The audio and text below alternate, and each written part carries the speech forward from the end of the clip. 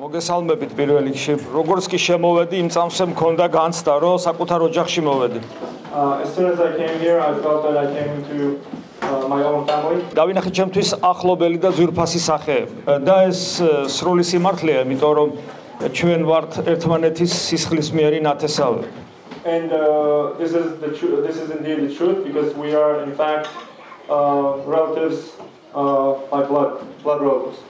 ერთი სისხლისანი ვართ. როგორც კიბლინგის მაუგლში როა ჩვენ ერთი სისხლისანი ვართ. ეს ჩვენს სულში აღიბეჭდება და ეს ბეჭედი, მადლისმიერი ბეჭედი თვალებიდან იღვრება. ეს ნიშნავს, რომ ყველა თქვათ ბარიერი რაც შეიძლება არსებობდეს ფსიქოლოგიური თუ ემოციური გნებავთ სულიერით. ეს ბარიერი იშლება პირველ რიგში იმიტომ, რომ სულიერი ბარიერი არ არსებობს. რასაც ახლა მე ვამბობ, თუ ეს სინამდვილეა, ეს ნიშნავს იმას, რომ ჩვენ ერთმანეთში ღმერთს ხედავთ და ერთმანეთში ქრისტეს ვცნობთ. და თუ ეს ასეა, მაშინ ეს ნიშნავს, რომ ჩვენ ღვთისწყალობით და არა ჩვენი დამსახურებით მარადიული სიცოცხლისკენ მნიშვნელოვანი ნაბეჯი გადაგვიდგავს. რამე თუ მთელი პრობლემა კაცობრიობისა დაწყებული 2000 წლის წინ ხომ იმაში მდგომარეობდა, რომ ღმერთს ვერ ცნობს ადამიანი. ეს საკითხი ყველაზე მწვავედ მაშინ დადგა, როცა ღმერთი ადამიანად მოვიდა და იგი ვერ იცნეს. მისი ცნობა არ ცნობის საკითხი უაღრესად მნიშვნელოვანია. ასე ვფიქრობ, რომ თუ ადამიანი ქრისტეს იცნობდა მაშინ, ის ადამიანი ქრისტეს ცნობს ერთმანეთში, როცა ქრისტიანებს ურთიერთობა აქვს. მიუხედავად იმისა, რომ ჩვენი ცოდვებით ჩვენში მყოფ ღმერთს რაღაც ესე სქელი ფარდით ვფარავთ. აი ამ ერთგვარი პროლოგის მერე შეიძლება ვთქვათ, რომ გამოიკვეთა ჩემი საუბრის მთავარი мотиваცია. ჩემი საუბრის მთავარი мотиваცია ვერ იქნება ღმერთმა დამიფაროს ვიღაცას რაღაცა ვასწავლო. ჩემი საუბრის მთავარი мотиваცია არის ის, რომ ჩვენ ერთმანეთს ვცნობთ, ერთმანეთში ქრისტეს ვხედავთ და გვიხარია ერთად ყოფნა და ჩვენ ერთმანეთს უზიარებთ ღმერთთან ურთიერთობის ჩვენეულ სიხარულს. მიუხედავად იმისა, რომ დედამიწის მეორე მხარეზე ვიმყოფებით, ერთი სამეფოს მოქალაქენი ვართ, ეკლესიის და ჩვენი სამრევლო და თქვენი სამრევლოც ერთი სამეფოს მოქალაქეები არიან, ერთი მეფის კურთხევის ქვეშ. რადგან მეფე ერთი ყავს იესო ქრისტე, ამიტომ მისი კანონებიც ერთდაიგივეა და მისდამი ერთგულებად ჩვენს ერთნაირებს ხვდის. და რადგან ჩვენ მას ძალიან ვუყვარვართ, ამიტომ ის არ ხვდის დეტერმინირებულს თავისი უწმინდესი ნებით, არამედ ჩვენ პიროვნულ თავისუფლებას სრულ გასახანს აძლევს. და ეს ნიშნავს იმას, რომ ჩვენ ერთის მხრივ მთლიანად ერთნაირები ვართ, სრულად ერთნაირები ვართ. მეორეს მხრივ ჩვენ აბსოლუტურად განსხვავებულები ვართ და ეს განსხვავებულობა არის კიდევ ერთი мотиваცია, რის გამო ჩვენ ერთმანეთს ვესაუბრებით. თითოეულ ადამიანს მისი უნიკალურობის გამო ღმერთი განსაკუთრებულად ესაუბრება. ამიტომ ყოველი ადამიანის გამოცდილება ძალიან საინტერესო და მნიშვნელოვანია და ჩვენ ამით ვმდიდრდებით. ჩვენი სამრევლოს პატარა გამოცდილებით შეგვიძლია ვთქვათ, რომ თუ სამრევლო ქრისტიანი აცნობიერებს თავარ არს და მიზანს ეკლესიაში მყოფობისა, აუცილებლად იწყება სამრევლოს თითოეული ადამიანის სამრევლოს და მთელი ეკლესიის აღორძინება. თუ ეკლესიაში მყოფი ადამიანი დაკარგავს მთავარ მიზანს და მისთვის ეკლესიაში მყოფობა რელიგიური გზნობების დაკმაყოფილების ადგილად იქცევა ეკლესია, მაშინ სამრევლოს და ეკლესიაც იწყებს დეგრადირებას. ასე რომ ჩვენი გამოცდილებით სამრევლოს აღორძინების მთავარი პრინციპია. თითოეული ადამიანი მოდის ეკლესიაში მხოლოდ და მხოლოდ ქრისტეს გაცნობისთვის და მასთან კომუნიკაციისთვის. ამას წინაპირობად აქვს ის, რომ მოსული ადამიანმა იცის, რომ იესო ქრისტე გალაქტიკების შემოქმედია. ამ ცოდნას ჩვენ ვერ მივცემთ ადამიანს. ამ ცოდნას მხოლოდ ღმერთი აძლევს. ანუ ცოდნას, რომ იესო ქრისტე არის შემოქმედი ღმერთი, ამ ცოდნას მხოლოდ ღმერთი იძლევა ადამიანისათვის. და ასეთი ადამიანი მოდის გამზადებული ეკლესიაში. ოღონდ მასზე შეიძლება ბოლომდე გაცნობიერებული არ ქონდეს. ჩვენ რომ ასეთ ადამიანს ვესაუბრებით, მოსულ ადამიანს ვესაუბრებით, ვხვდებით მან იცის ეს თუ არ იცის. და თუ აღმოვაჩენთ, რომ მან იცის, რომ ქრისტე არის ღმერთი, განკაცებული ძე ღვთისა, მაშინ ჩვენ უკვე მას ვეხმარებით შემდგომი ლოგიკური ნაბიჯების გადადგმაში. რადგან ქრისტე ღმერთია, მაშინ ჩვენ უნდა მას მოусმინოთ, დავუჯეროთ და ვუერთგულოთ. მისი ნების ჩვენში რეალიზებას ვეცადოთ. და მისი ნების რეალიზების უმთავრესი მისტიკური ნაწილი მხარე არის ზიარება ქრისტესთან, ღმერთთან, რომელიც აღესრულება ევქარისტიულ მსახურებაში. ვაჩვენებთ, ვცდილობთ ადამიანებს დავანახოთ, რომ ეკლესია ეს არის ევქარისტიული ეკლესია, მოდი ასე ვთქვათ, უდრის ან თითქმის უდრის ევქარისტიულ მსახურებას. ამით თავიდანვე ადამიანებს ვაჩვენებთ, რომ მთავარი მათ ყოფნაში ეკლესიაში ეს არის ევქარისტიული მსახურება. ანუ მისტიკური მხარე ეკლესიის. ეს დაახლოებით რას გავს, იცით? 2000 წლის წინ ჩვენთან რომ მოსულიყო ადამიანი ღმერთის მაძიებელი და ჩვენ რომ გვეთქვა მისთვის, ღმერთი ადამიანად მოვიდა და აგერ ხალხს ესაუბრება. და ჩვენ მას მივიყვანდით ქრისტესთან და ფაქტობრივად ჩვენი საკეთებელი მე არც არაფერი აღარ იყო. ანუ ჩვენ არა მარტო მღვდლებმა, არამედ ეკლესიის უკვე ჩამოყალიბებულმა წევრებმა ასე უნდა შეხედონ ყოველ ახალ მოსულ ადამიანს. ანუ ბარიერი კი არ შეუქმნათ ქრისტესთან ურთიერთობაში. არამედ დავეხმაროთ ნებისმიერი ბარიერის დაძლევასა და გადალახვაში და ვასწავლოთ როგორ მივიდეს სწორად ქრისტესთან. ამას აქვს მეორე მდგენელი. ეს არის შინაგანი ცხოვრება.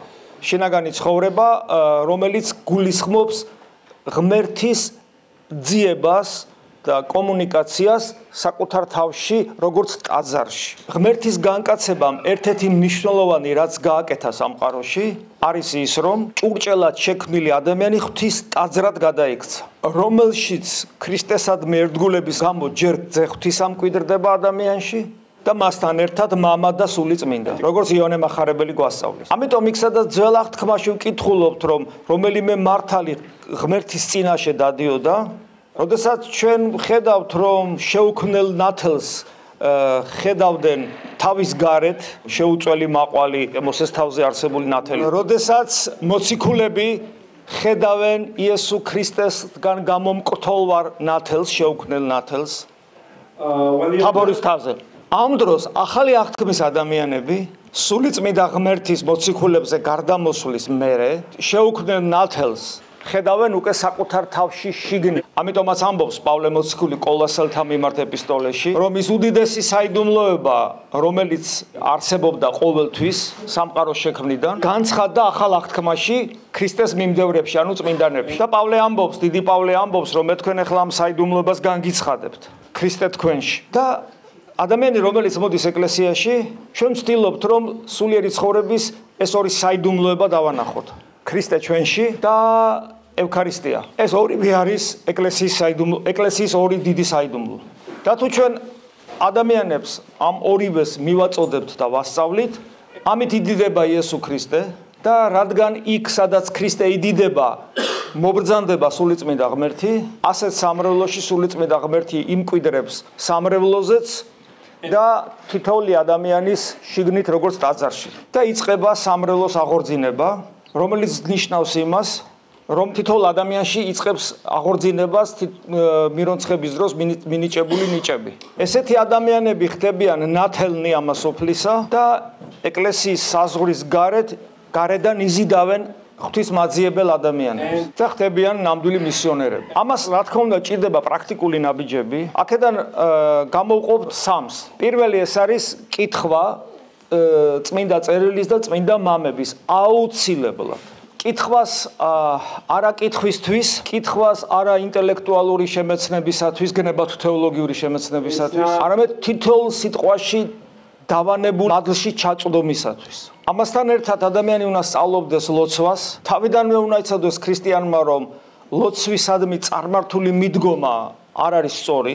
სახარების მიხედვით, რომ ლოცვისადმი წარმართული მიდგომა არის, როცა მიწიერს ვევედრებით. მიწიერის თხოვნა შეიძლება, მაგრამ ლოცვის თავარი мотиваცია სხვა რამეა. ლოცვის თავარი мотиваცია თავად უფალმა განგვიცხადა. გვახსოვს, როცა ეკითხებიან მოციქულები როგორ ვილოცოთ, უფალი ამბობს, რომ წარმართებივით ნუ იქცევით, რომ ბერს თხოვოთ, რომ ღმერთმა მიწიერი თხოვნები აგისრულოთ. ღმერთმა როგორც მამამ ხო ყველაფერი ისედაც იცის. აბა როგორ ვილოცოთ? და ასწავლო მამაო ჩვენო, რომლის პირველი სიტყვა არის უმთავრესი мотиваცია ლოცვის. ეს არის კომუნიკაცია, ღმერთთან პიროვნული კომუნიკაცია მამაშვილური. ღმერთთან ურთიერთობა შვილის სტატუსით.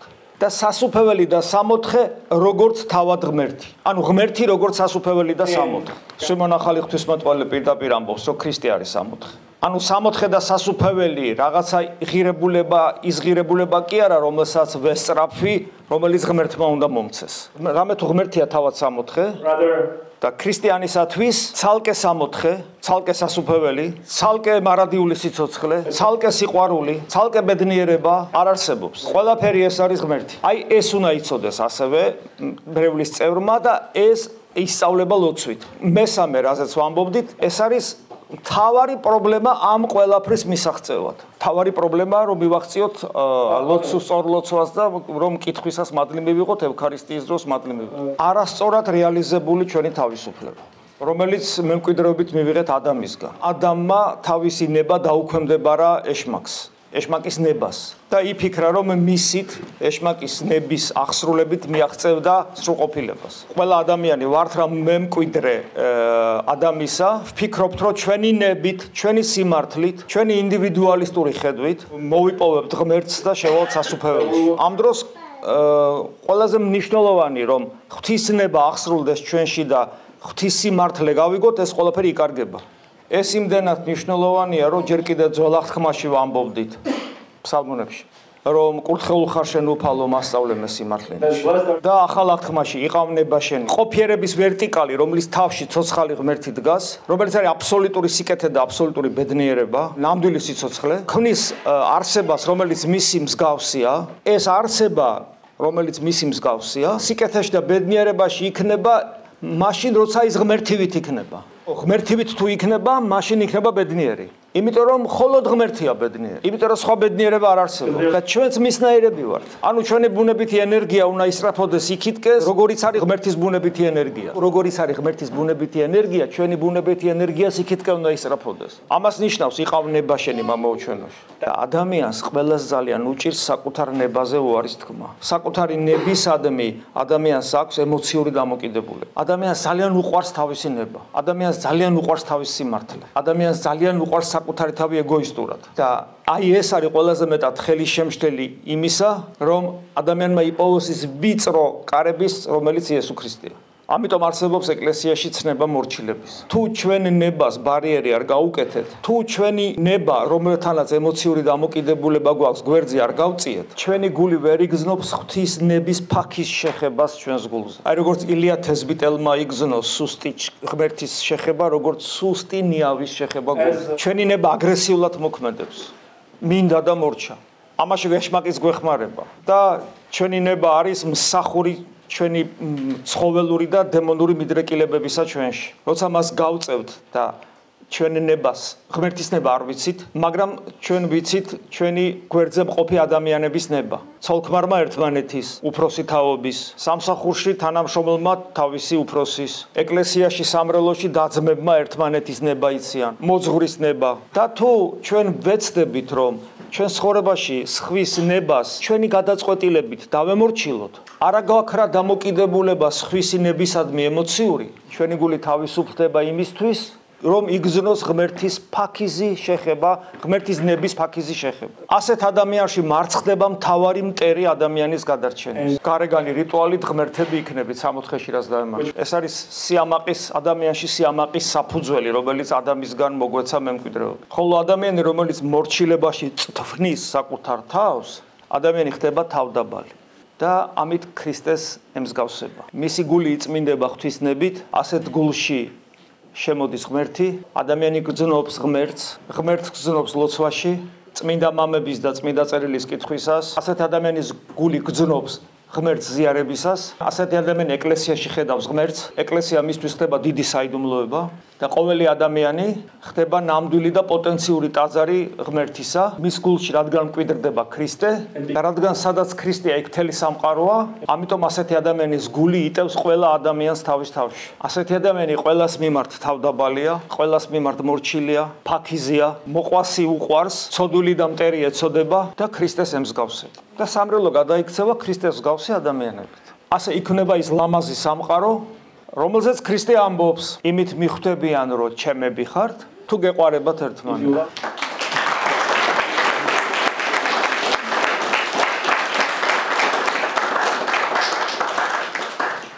Thank you very much, Father. It's a beautiful word. მადლობა მამაო, ძალიან დიდებული სიტყვა იყო. ჩვენ ვისაუბრეთ ძალიან ჭეშმარიტ საუბრად. პირველ რიგში ის რომ ჩვენ ყველანი ძმანი ვართ და თქვენ ახსენეთ რომ ჩვენ ვართ სისხლის მიერ ძმები. მე ვარ რუმინელი, აქ არიან ბერძნები, ქართველები, ებრაელები, ამერიკელი. ანუ ასეთი ვარ და როგორ შეიძლება რომ ჩვენ ვიყოთ ერთი სისხლის ძმები. ეს არის ქრისტეს სისხლით, რომ ჩვენ ერთნი ვხდებით. ეს არ არის მეტაფორა, ქრისტეს სისხლით, რომ ჩვენ ერთნი ვხდებით. და ამ რეალობის თანახმად ჩვენ ვერთიანდებით ერთმანეთთან და ქრისტესთან. მას ვიძლებთ და გიღებთ ჩვენთან და ვიმედოვნებ რომ თქვენი სიტყვები გაგვაძლიერებს ყველას. Dear Father, first of all, it's a great pleasure. The question that I have is about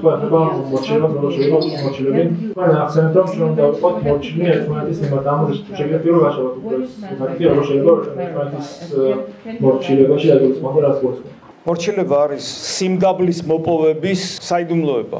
როდესაც ადამიანს ღვთისმადლი ეხება, ერთ-ერთი პირველი ნიშანი არის ის, რომ ადამიანი ხედავს საკუთარ ცოდვილობას.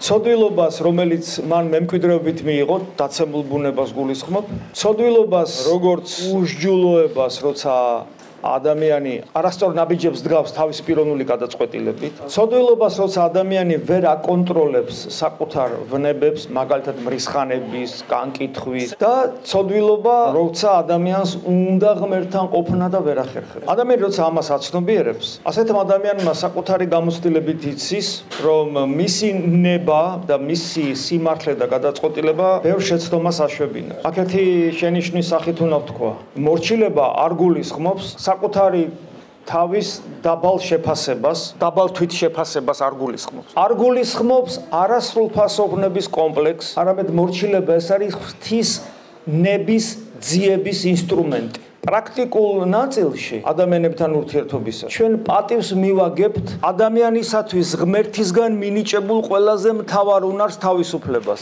და თუ მისი თავისუფლება არ არის დესტრუქციული ჩემი ღმერთთან ურთიერთობისათვის, ანუ ჩემი ღმერთთან ურთიერთობა ეს არის კრიტერიუმი, ჩემი ლოცვა, ჩემი ღმერთთან ურთიერთობა არის კრიტერიუმი ჩემი მოქმედების შეფასების. ანუ პრაქტიკულად მე შენ რაღაცას რომ თხოვ და მე თუ ამას გაგიჯერებ, ეს მე ღმერთთან ურთიერთობაში პრობლემას არ მიქმნის და არავის ზიანს არ აყენებს, მაშინ გაგიჯერებ რა პრობლემაა. ანუ მორჩილება ეს არის სხვისი თავისუფლების პატივისცემა გონივრულად. ხოლო რაც შეეხება უშუალოდ ღმერთთან ურთიერთობის საკითხში, ძალიან მნიშვნელოვანია მოძღვრისადმი მორჩილება, მოძღვრისადმი რომელიც პატიოსნად ეძებს ღმერთს და იმის შესახებ რომ ქრისტიანს არ აქვს არასრულფასოვნების კომპლექსი და თვითშეფასების დაბალი დონე, ამტკიცებთ ასე. როგორ შეიძლება მე ქრისტიანს გქონდეს დაბალი თვითშეფასება და არასრულფასოვნების კომპლექსი, როდესაც მე ღმერთის შვილი ვარ. მთელი ჩემი არსებით გულს ხსნი რომ თავად სამყაროს შემოქმედით დამკვიდრდეს ჩემში. როდესაც ჩვენ გვქვია დიდი სახელი ქრისტიანის. ამიტომ ჩვენ როდესაც არ ვენდობით საკუთარ ნებას და საკუთარ თავს, არ ვენდობით ვერტიკალში, როცა ჩვენ ღმერთთან ურთიერთობაზე ვსაუბრობთ. იმიტომ რომ სასუფეველში ყოფობა ღმერთის ჩარევის გარეშე შეუძლებელი. ხოლო ჰორიზონტალურ სიტყვაში ჩვენ ხშირად საკუთარ თავში დარწმუნებულიც უნდა ვიყოთ, რასაც ვაკეთებთ. იმიტომ რომ ღმერთმა ამის უნარი მოგვცა. ასე რომ ერთმანეთთან მორჩილებითი ურთიერთობა ეს არის ერთგვარი გასაღების სულიერი წინსვლის. კიდევ ვიმეორებ, მხოლოდ იქ, სადაც თავად ღმერთთან ურთიერთობა საფრთხე არ ემუქრება. იმიტომ რომ სადაც ღმერთთან ურთიერთობა საფრთხე ემუქრება, იქ უფალი გვასწავლის, რომ ვუარყოთ დედაც, მამაც, შვილების და საკუთარი თავის. My name is Angel Bocino, I'm the parish president, and also would like to thank you for coming here. If I may ask, I believe St. John Chrysostom said that როგორც იოანე პროფეტი აღობს ყველაზე ხომ და ამას შვილებს გადაუყო. Could you please give us advice to აღარ შეიძლება შვილები ავდოთ თულდროს, especially in these difficult times? თანამედროვე გამოწვევებს შორის ყველაზე რთული სწორედ ეს არის, როგორ გამოვგლიჯოთ ჩვენი შვილები ამასოფლის სულს. ისინი არიან ძალიან ჭკვიანები, ძალიან შემოქმედნი და თავისუფალნი. მათი ფსიქიკა, მათი ყოფიერება ძალიან შეცვალა თანამედროვე ტექნოლოგიებმა. გულისხმობ ბევრ შემთხვევაში კარგი მხრივაც, იმიტომ რომ ისინი ძალიან ძლიერად არიან განვითარებული. თუმცა მათ აქვს შემდეგი პრობლემები. იკარგება ნელ-ნელა ავტორიტეტებისადმი და ღირებულებისადმი კრძალვა. სოციალურმა ქსელებმა ძალიან მიწიერნი გახარდა, თითქმის ათეიზმამდე ისინი. იმიტომ რომ სოციალური ქსელები ძირითადად ადამიანის ქვენაგრძნობების გაფეტიშებას ახდენენ. ახდენს მათ უკიდურეს ასოციალურობას და ანვითარებს მათში უკიდურეს ინდივიდუალიზმს და აი ეს ყველაფერი ჩვენ ხელს გვიშლის რომ მათ ჭეშმარიტ თავისუფლება დავანახოთ და პიროვნული განვითარება დაუხსნათ თუ რა არის პიროვნული განვითარება. ამიტომ ღვთის მადლთან ერთად, რომელთანაც მათ შეხება ბავშვებიდან ეკლესიაში, ძალიან დიდი მნიშვნელობა აქვს ჩვენს პირად მაგალითს და გულწრფელობას სულიერ ცხოვრებაში. მაგალითად, სახლში არის ოჯახი, დედა, მამა და შვილი და მოვიდა სტუმარი. და დედა და მამა სტუმარი მიიღო პატივით და გაუმასპინძლა. ამით ქრისტიანული სათნოება, სტუმართმოყვარეობა აღასრულა. როცა სტუმარი წავიდა, დედმამა ერთმანეთში ამბობს: რა უცნაური კაცია კაცო, ეს არ დაბურდა ყოინი. თორჩა ის დღეს სერიოზულად ჩავარდნილია. მათმა 5 წლის ბავშვმა დაინახა ორმაგი სტანდარტი. და თუ ჩვენ ასე ორმაგი სტანდარტით ვიცხოვრობთ, ჩვენი ბავშვი არ გაქრისტიანდება. და ეს ისტორია, რომელიც მე ეს გიგაბური სახით ხუმრობით მოვყევი, ყველას გჭირს, იმიტომ რომ ჩვენ ყველა განვიკითხავთ სხვა ადამიანებს. და არ ვართ გულწრფელები ჩვენს რწმენაში და უფლისადმი დამოკიდებულებაში. ესე იგი, გარეგანი ეკლესიურობის გარდა, როცა ვაჩვენებთ მაგალითს ტაძარში სიარულისა და ზიარების, სახლში წმინდა წერილის და წმინდა მამების კითხვის, ოჯახში ერთად ლოცვის. ამ ყველაფერთან ერთად უმნიშვნელოვანესია, რომლის გარეშეც ყველაფერი ჩამოთვლილი წყალში იყრება, არის პირადი მაგალითი ჭეშმარიტი სულიერი ცხოვრების. პირადი მაგალითზე დიდი ინსტრუმენტი ის რომ ჩვენი შვილები გადავარჩინოთ, მე არ მეგონა. და კიდევ ერთი ნიუანსი. პატარა ბავშვი, შვილი იქნება ეს თუ მოწაფე. პირველ რიგში ის არის თავისუფალი არსება, ღვთის ხატად მსგავსად შექმნილი, რომელიც იმსახურებს სრულ პატივისცემას როგორც პიროვნება, ისე როგორც დასრული ადამიანი იმსახურებს პატივისცემას, როგორც პიროვნული და თავისუფალი არსება, და მხოლოდ ამის შემდგომ არის ის ჩემი შვილი ან ჩემი მოსწავლე. ქრისტემ დაგლოს. მაგს როგორ ვებრძოლოთ ნებებს ჩვენში, რომლებიც ჭარბად არიან, განსაკუთრებით იმათ, რომლებიც ჭარბად არიან. ვნებებთან ბრძოლა სჭირდება мотивация და გააზრება ცხოვრების საზრისის.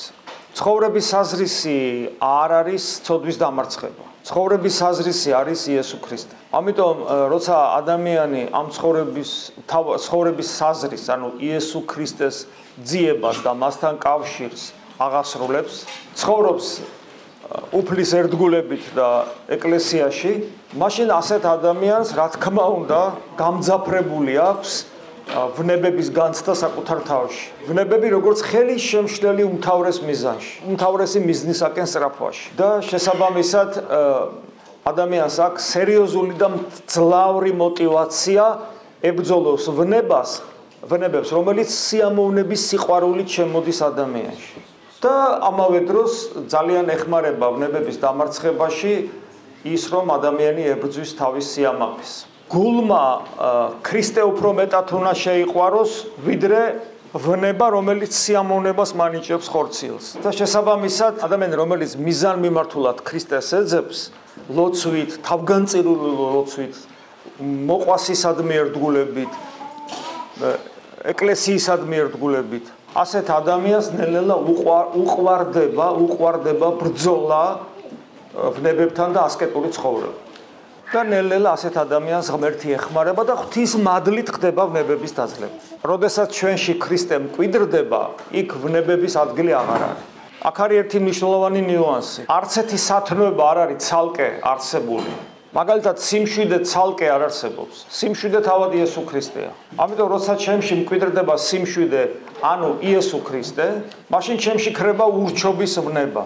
როდესაც ჩემში მკვიდრდება სათნოება სიმდაბლე, ანუ იესო ქრისტე, ჩემში ბუნებრივად ქრება ვნება, რომელიც არის სიამაყე. იმიტომ რომ ადამიანს თავისთავად არც სიამაყის დამარცხება შეუძლია და არც ესე იგი შფოთის და ურჩობის. ერთადერთი ეს არის ღმერთი, რომელიც გვეხმარება, რომ ჩვენში ეს ყველაფერი დამარცხდეს, თუ ჩვენ ღმერთი გვინდა გვყავდეს გულში.